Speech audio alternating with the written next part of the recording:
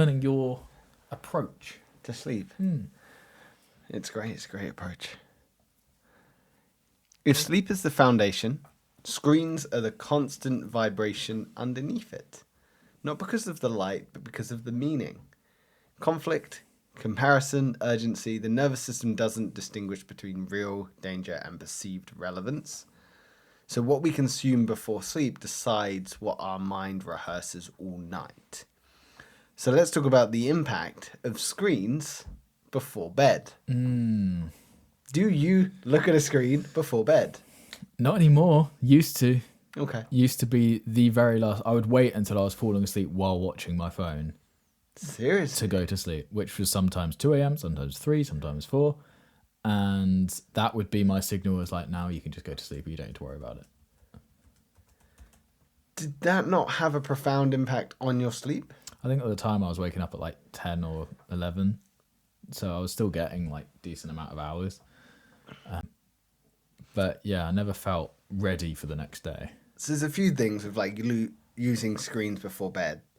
Obviously, there's the obvious like blue light. So if those don't know about blue light, so blue light is emitted by screens, and it's whether that's phones, tablets, laptops, whatever. Blue light mimics daylight, so it tricks your brain into thinking that it's still daytime, preventing your body from releasing melatonin, which is super important. Ignoring the blue light thing, if you're overstimulating yourself before bed or you're consuming content, you're listening to the news, you're playing games, it's going to keep your brain alert rather than going, oh, it's downtime. I can relax now. I can process.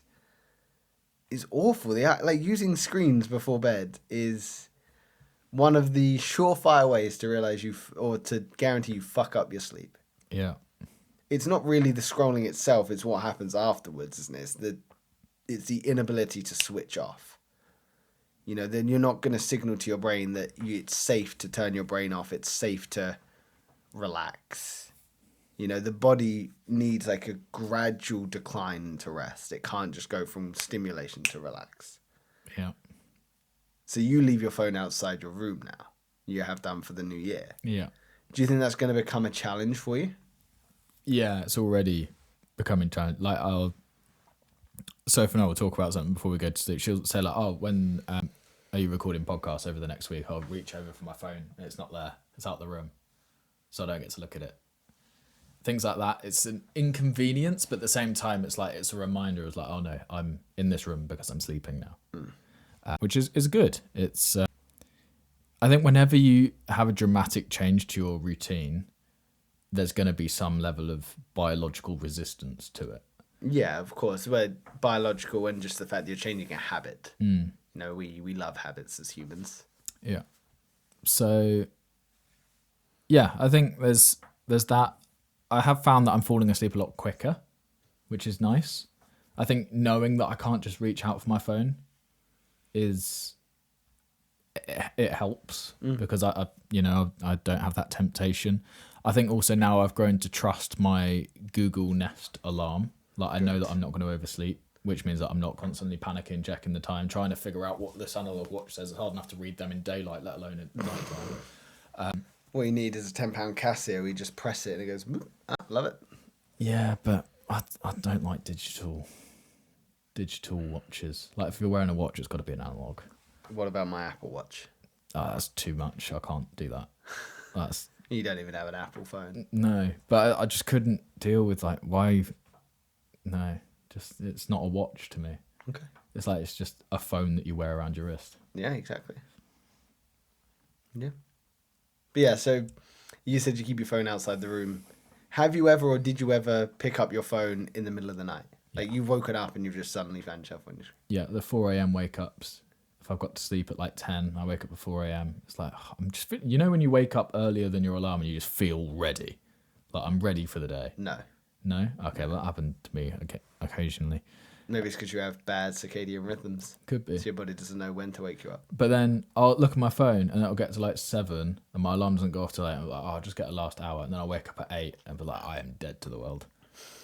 Like, it doesn't make any sense. Why would my body wake me up, feel alert and ready to go if I would just was going to fall back asleep, you know? But I just don't get how people can wake up in the middle of the night and just then pick up their phone and start scrolling, you know? What are you doing at that time in the morning? Why do you need to be on your phone? I don't get it. Yeah. That's never been me. No.